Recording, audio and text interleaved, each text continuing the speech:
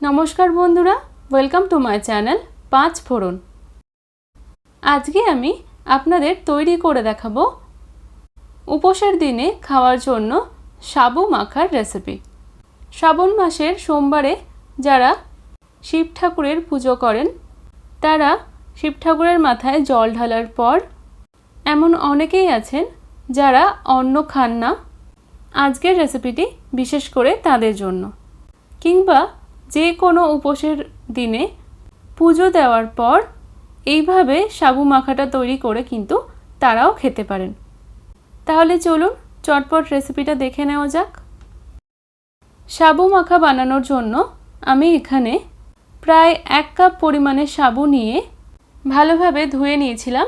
তারপর যেটুকু সাবু নিয়েছি তার দ্বিগুণ পরিমাণে জল দিয়ে আমি এটাকে ভিজিয়ে রেখেছিলাম 4 থেকে 5 ঘন্টার জন্য।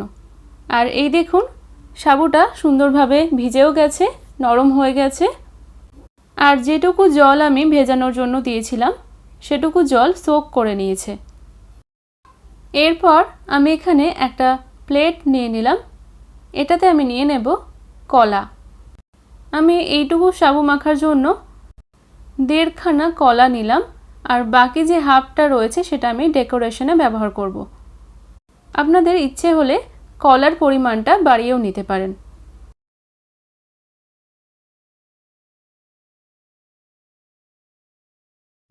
নিয়ে নিচ্ছি 2 টেবিলস্পুন চিনি। মিষ্টিটা আপনারা নিজেদের স্বাদ অনুযায়ী ব্যবহার করবেন। এবার কলাটা একটু দানা দানা থাকবে এমনভাবে ম্যাশ করে নেব। চিনি দিয়ে কলাটা ম্যাশ করলে খুব সহজেই এটা হয়ে যায়, তবে আপনারা চাইলে সাবুর সাথেও কলাটা ম্যাশ করতে পারেন।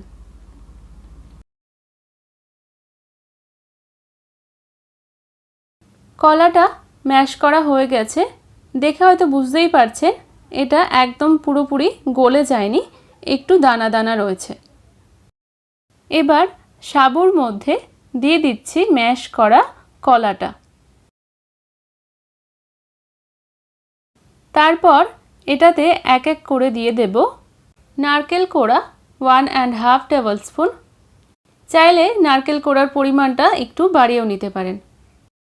দিয়ে দিচ্ছি হাফ ভেঙে নেওয়া লাড্ডু এবং প্রায় হাফ কাপ পরিমাণে ঘন দুধ। এবার একটা চামচ নিয়ে আমি সাবুটাকে ভালোভাবে মেখে নিচ্ছি। চামচটার পেছনটা দিয়ে একটুখানি প্রেসার দিয়ে দিয়ে সাবুটা মাখতে হবে, যাতে কিছুটা পরিমাণে সাবু হালকা ভাঙা ভাঙা হয়ে যায়। এতে করে একটু ঘন হবে সাবু মাখাটা, আর টেস্টটাও কিন্তু ভীষণই ভালো হবে। আপনারা চাইলে এই কাজটা হাত দিয়েও করতে পারেন। সাবুটা ভালোভাবে মাখা হয়ে গেছে, এটা খাওয়ার জন্য একদম রেডি। তবে আমি এটাকে একটু ডেকোরেশন করব, তাহলে চলুন একটু সাজিয়ে নিই এটাকে। সাবু মাখাটার ওপরে দিয়ে দিচ্ছি কয়েকটা স্লাইস করা কলা, হাফ ভাঙা লাড্ডু যেটা আমি সাবু মাখার সময় ইউজ করেছিলাম, আর হাফ এখন ইউজ করছি। দিয়ে দিচ্ছি বেদানা, কিছুটা পরিমাণে কাজু, 6-7টা কিশমিশ এবং কয়েকটা আমন্ড দিয়ে আমি এটাকে সুন্দরভাবে সাজিয়ে নিলাম। তাহলে দেখতেই পেলেন কতটা কম সময়ে এবং কতটা সহজভাবে আমি সাবু মাখাটা তৈরি করলাম। আপনারাও আর দেরি না করে চটপট বাড়িতে বানিয়ে ফেলুন, আর আমাকে কমেন্ট বক্সে অবশ্যই জানান রেসিপিটি কেমন তৈরি হলো।